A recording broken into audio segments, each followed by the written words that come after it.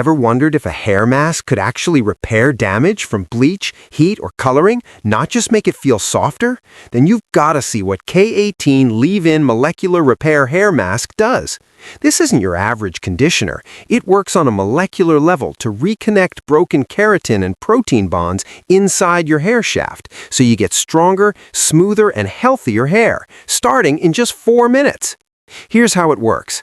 After shampooing, no conditioner first, you apply a few pumps on damp hair from ends to roots, wait 4 minutes, and leave it in. The patented K18 peptide goes deep into the hair fiber to rebuild strength and elasticity where damage actually happens, not just coating the surface like most masks do. It's lightweight, color-safe, vegan, and works on all hair types. Many users say their frizz drops, shine pops, and even really damaged hair feels like new again after a few washes. So, is it worth the hype?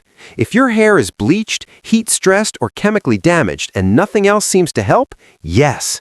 But if your hair is healthy already, it might not be as dramatic. Best tip? Use it as directed. Give it 4 to 6 washes in a row for maximum repair, then space it out as needed.